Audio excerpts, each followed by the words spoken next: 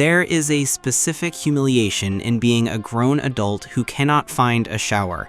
Not because you forgot, not because you chose not to, because you drove 400 kilometers and the truck stop was full and the next one had showers out of order and the one after that had a 40-minute queue and your rest period was running out and you had to make a choice between clean and legal. You chose legal. So now it is 6 a.m. You have been driving since yesterday. You have not showered since the morning before that. You are about to walk into a depot, hand over paperwork, interact with human beings, and exist in a world that has certain baseline expectations of the people moving through it. This is not a story about vanity.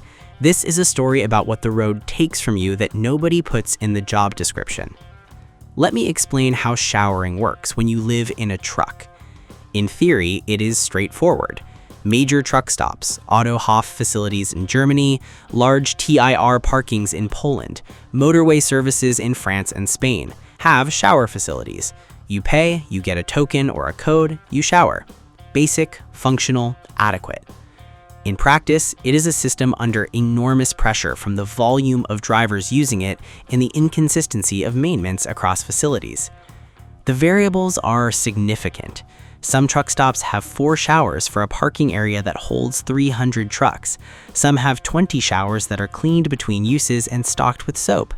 Most fall somewhere between these extremes, and the difference between them is entirely invisible until you are standing at the door at 10 p.m., having driven for 9 hours. The cost? Between 3 and 8 euros per shower at most Western European facilities. Free at some, included in parking fees at others. In Eastern Europe, often cheaper, but with more variable quality. The timing. Showers are busiest between 6 and 9 p.m. when drivers are completing their daily rest period and between 5 and 8 a.m. If you arrive outside these windows, you generally have a better chance. If you arrive inside them, you may wait. If the facility is small and the parking is full, you may wait a very long time. And if you arrive and the facility is closed, broken, full, or simply not there, as happened to me on the Wednesday that became the 48 hours, you move on and hope the next stop is different. It often isn't. Most people shower every day. For most people, the longest they go without a shower is the occasional lazy Sunday or a camping trip where the absence is chosen and therefore fine.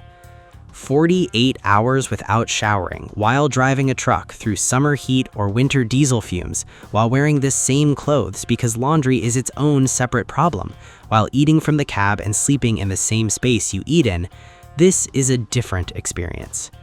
By hour 24, your body is telling you things your brain would prefer to ignore. The skin feels thick. There is a particular awareness of yourself that is not comfortable. Your hair, if you have it, has made its own decisions. By hour 36, this has become background noise. The discomfort is still there, but you have habituated to it the way you habituate to the engine noise. It simply is. By hour 48, you have developed a focused, singular desire for hot water and soap that overrides most other thoughts. Not hunger, not sleep, not the delivery window. Hot water, soap, clean. The medical perspective, the skin's microbiome, the community of bacteria that lives on its surface, begins to shift after extended periods without washing. Sweat accumulates and begins to break down. In cold weather, this process is slower. In summer, in a cab that retains heat, it is not slow. None of this is catastrophic. Human beings survived without daily showers for most of recorded history. But we are not living in recorded history. We are living in a world of social interaction and professional expectations, and the particular vulnerability of needing to hand someone a document and look them in the eye. The physical discomfort of not showering is manageable. What is less manageable is what it does to your confidence. There is a psychological concept called enclothed cognition, the idea that how we present ourselves physically affects how we think and feel and perform. A person in clean, appropriate clothing interacts with the world differently than the same person in the same clothing after 2 days on the road. This matters in a job where you are constantly interacting with strangers, depot workers, border guards, customs officials, clients who come to the loading dock and look you up and down before they look at your paperwork. After 48 hours without a shower, I shrink. Slightly, but measurably. I stand differently at the depot counter. I hand over the CMR without making eye contact. I am acutely aware of the gap between the professional I am supposed to be and the physical reality of what 2 days on the road without facilities has made me. This is not weakness. This is the predictable result of placing a human being in conditions that do not allow for basic maintenance of dignity, and then asking that human being to interact professionally with the world. Drivers develop coping strategies. Wet wipes, a currency in the cab, purchased in bulk, used comprehensively. Deodorant applied with perhaps more optimism than scientific basis.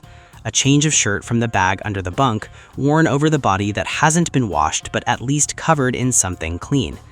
These are not solutions. They are the best available approximations of solutions in conditions where solutions are not available. After years of driving across Europe, I have developed opinions about shower facilities by country that are as deeply held as any political view. Germany is the gold standard. Autohof facilities, the large purpose-built truck stops that exist specifically for professional drivers, are generally clean, adequately staffed, and well-maintained. Showers available, functional, and reasonably priced. The queue can be long, but the wait is usually worth it. France is variable. The large motorway services are adequate. The smaller airs, the free rest areas, frequently have nothing. Driving through France without planning your shower stop in advance is an optimism I have paid for more than once. Spain and Italy, adequate at major facilities, increasingly scarce as you move off the main motorway corridors. In summer in southern Spain, the absence of a shower is not just uncomfortable, it's a health consideration. Eastern Europe. Poland has improved significantly in recent years with several excellent commercial truck stops. Romania, Bulgaria, and some parts of Hungary and Slovakia are more inconsistent. The best facilities are very good. The worst are the kind you assess from the door and decide against immediately. The UK, a particular case. British truck stop facilities, on average, are below the standard of comparable Western European facilities. This is widely acknowledged in the driver community and equally widely complained about, with the particular flavor of British resignation. After years of navigating this problem, here is what I actually do. Plan the shower stop, not the parking stop. Before the drive, I identify the facilities with confirmed shower availability along my route. I build my rest period around being at one of these locations, not at the nearest parking. This adds kilometers sometimes. It is always worth it. The Truckers app ecosystem. Apps like Truckers Parking Europe, Truckers MP, and various national equivalents have user-reported facility reviews including shower quality and availability. This information, contributed by drivers for drivers, is more reliable than anything on an official website. The 6 p.m. rule. I try to arrive at my chosen stop before 6 p.m., before the peak shower window. If I arrive at 8 p.m., I wait. If I arrive at 5:45, I am usually through within 15 minutes. The emergency kit. In the cab, always a full pack of large wet wipes, a travel-sized dry shampoo, and a spare complete change of clothing sealed in a bag. This is not a solution. It is the difference between 48 hours being a discomfort and 48 hours being a crisis. The gym membership. Several drivers I know maintain a membership at a European gym chain with locations near major trucking routes, specifically for shower access. The annual cost is modest. The access to clean facilities at predictable locations is, for a driver who values this, worth every cent. 48 hours.